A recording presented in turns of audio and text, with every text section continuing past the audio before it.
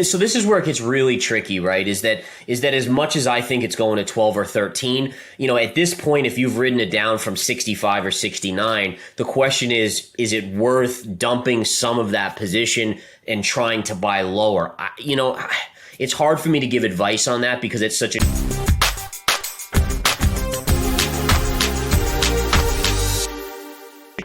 Yeah, so I think the bond market is always the truth teller, right? I mean, the Fed has said many things over their long career of kind of managing the monetary system. And for the most part, they're not really right that often. So I think the bond market is dead on here. I think you have to look at, the GDP numbers. You have to look at the economic slowdown that you're seeing. Corporate earnings have come out recently, and we're seeing a lot of companies saying things are slowing down. They're lowering guidance. And the Fed is sitting there and they're saying, hey, listen, the jobs numbers are good, so we're not in a recession. And I mean, this is what drives me nuts is that everyone knows that jobs are a lagging indicator. So, whatever jobs numbers are now, in 3 months, it will reflect today's action or what the economy is showing today. So I'm not sure why they're doing that. If they're, they've got to know it's a lagging indicator. Maybe they just don't want to admit defeat and say, hey, we're going into a recession. I think also part of it is that we know we have high inflation. If they throw in the towel and say they're throwing in the towel, then you're going to see the markets get very tumultuous and very possibly inflation won't come down as much as if they kind of say they're going to still be hard-nosed. So, I mean, it's a mess of a situation. I don't know if there's any easy way to get out of it for the Federal Reserve, but certainly I agree with the bond market. I think we're heading into a recession by later this year, and the Fed only has a little bit more rate hike to go before they're going to have to stop. Yeah, so that's super, super important. And in fact, we'll take a look at the charts here and take a look at the S&P. We had this beautiful rally. You can see we were stuck in this channel. We broke even above the channel, which shows relative strength. And we're kind of coming into this area right here. So we are coming into resistance in the near term. If we draw a trend line right there, you can see from this pivot high, we're now retesting that same high. And I think it's important to recognize that the markets don't necessarily move on the economics of things, but more so on the Federal Reserve. So if you think back to, 2009 or even 2000, what drove the markets? And the answer is it was quantitative easing. It was the low interest rate policy. It was money flowing into the system that kind of made stocks go up. Even, with COVID crashing the economy, the Fed was able to flood the markets with enough liquidity that stocks ripped higher. I mean, we had some of the best years following the initial drop in March 2020. They're thinking that the Fed is almost done, which means cheap money could be coming back to us, let's say in a year or so. And I think that's the key here. That's what's driving markets. And this is the kicker, though. And this is what scares me about the stock market, as well as eventually crypto after a little bit more upside, is that the market expects the Fed to be able to come out and print more when we get in a bad recession. And the key here is understanding that even if inflation comes down to 5%, how do you print trillions of dollars? How do you expand your balance sheet again when you have 5% inflation or even 4% inflation versus below 2%, which is where it was for such a long time? So when the market realizes that the Fed cannot come out and just print us out of the next recession, you're going to see all out panic hit the market. The way I view it is there's going to be kind of this kind of weight, right? So you have like one of those weighting machines where, one side's heavier than the other and it goes back and forth. So right now inflation is high, so they can't do anything about that. If inflation comes down to, let's say, 4%, but assume in an economic catastrophic event, unemployment goes to 12%. With 4% inflation but 12% unemployment, I do think that they would start printing money again because it's the lesser of the two evils. The problem is there's no good end game here. Like, you could do that back and forth for 5 years, 10 years, 15 years.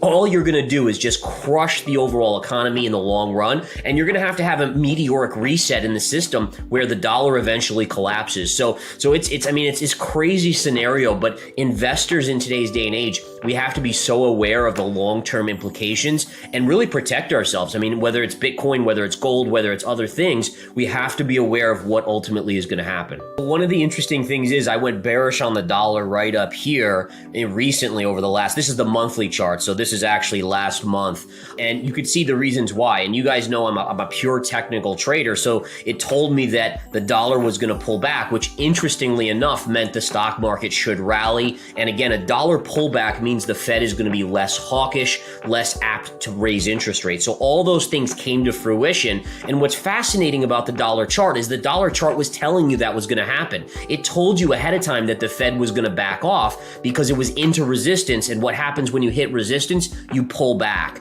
And so I think people have to understand that the dollar is made up of there's many currencies out there. There's the yen, there's the euro, there's the dollar, there's other currencies.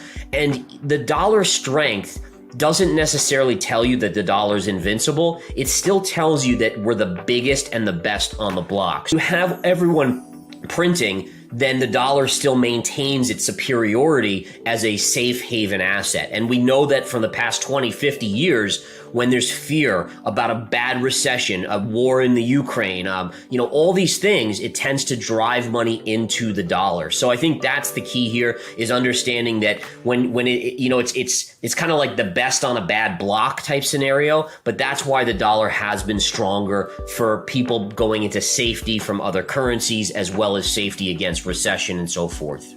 Yeah, you said that perfectly. I mean, that's exactly the beauty of it. I always say to people, charts are truth, meaning that, you can go on, listen to the news, you can read stories online. There's always bias in that stuff. I mean, even if someone tries not to have bias, we inherently have bias.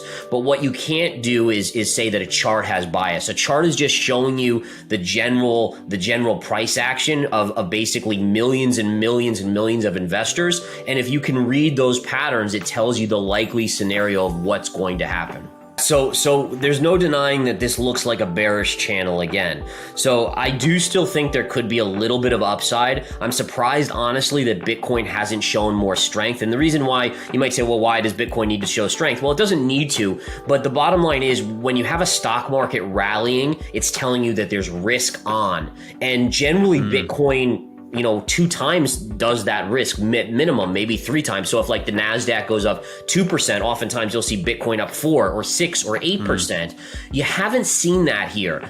And that has to be something that you pay attention to, because I think what's going on here is that, so Bitcoin has floated up, but you're not seeing the same bang for your buck as the technology stocks because of Voyager, Celsius. I mean, there's definitely this fear amongst average investors that got burned, that their money got locked up in some of these fiascos. And so I think you're seeing less interest as a risk asset of going back in. Now, we could go test one more time the high here, get up to about 25,500. But I have to be honest, I still have a downside ultimate target of 12 to 13,000 on Bitcoin. So I do think there's another leg lower. You can almost see the writing on the wall now, because if let's just say the NASDAQ starts to really tank again, and it's already we're seeing the NASDAQ's like 20% off of its lows, or 15%. So, imagine the NASDAQ just drops 20% back to its recent lows. You can't tell me that Bitcoin's not going to at least break the low here and head lower. And really, if you're talking, the low I think was 17,600 or whatever it was.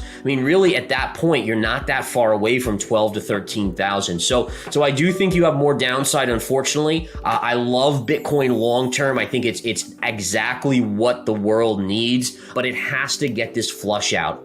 You haven't seen enough retail investors get freaked out to the point where they actually start talking about it not being worthless. I think that also has to happen. And I still think you have to make a lot of these other coins go to zero. Not necessarily the top 20, 30 coins, but there's so many junk coins out there. If you look at the .com era, there was a major flush out and the best survived. And that's actually the healthiest thing for it to happen. So I think, again, on a technical basis, I've calculated it out, 12, 13,000 will be an interesting target. I'm hopeful that's the low. I'm going to start accumulating as we get below here, back into the teens for a longer term kind of hodl position. You see, by the way, this is the NASDAQ 100, but look at how vertical this channel is. And by the way, look at this trend line here. and look at this upsloping, and basically price is there. What that tells me, by the way, is that tomorrow we have the jobs number, and it wouldn't shock me to see a drop in the NASDAQ based on the fact that we're hitting such good resistance here. But the bottom line is, if you start to see the NASDAQ rolling over, at some point this channel gets taken out, and then you got to think Bitcoin's channel gets taken out. And again, Bitcoin's channel, look at how flat it is comparatively. I mean, it is just so flat in terms of a bearish consolidation pattern. So I do think that's exactly it. The next kind of risk off period takes Bitcoin down to that 12 to 13,000 level. And again, I think that's where you have a chance at making a bottom. There's a small chance that, you know, I kind of do the comparison where I look at the Amazon chart from 2000, because I kind of say, hey, look at Amazon today. That's where I envision Bitcoin being, like the biggest player on the block. So what did it do? What did Amazon as a .com do when the .coms collapsed? And Amazon actually dropped about 95%. So that's my real worst case scenario. I think my goalpost right now, my kind of common sense target is 12 to 13,000. But I do want people to be aware that there's always a chance that you could see that 95% drop, which takes us back to about 3,500 on Bitcoin. Now, again, then map it out where Bitcoin could go later on. And that's why I'm so long-term bullish on it. But it certainly is. I mean, this is unprecedented in terms of Bitcoin's history with everything going on. You know, the Fed, Bitcoin's never experienced a tightening phase like this, inflation this high. You know, it's only been around since 2009. So this is where it gets really tricky, right? Is that as much as I think it's going to 12 or 13, you know, at this point, if you've ridden it down from 65 or 69, the question is it worth dumping some of that position and trying to buy lower? It's hard for me to give advice on that because it's such a tricky thing. I wouldn't want it to hit 15,000 and then start its next bull run and then people miss out on it. What I like to do is basically I would just say, if you're still in it and you've ridden it down, I don't know if I'd take the risk of exiting if it, you know, at these levels. I mean, even, you know, if you think about from 69 to 22 where it is, that amount of drop, I mean, if I'm saying it's going to go to 12, it's only another $10,000. It's the equivalent of from 65 going to 55. It's not that big of a move. So just so everyone knows what I'm looking to do, basically below 20, at 19, I put 1/6 of what I want to own as a hodl position in Bitcoin into a portfolio, right? And basically every 2 to 3,000 down, I'm going to add another 1/6. So I'll have 2/6, 3/6, 4/6, 5/6 of a position, and then finally a full position at 6/6. If it gets below 10,000, that would be my last add right there. Just do it slowly so you can space out your buys. And then eventually I do believe that you see 100,000 on it, maybe 500, even 1 million down the road.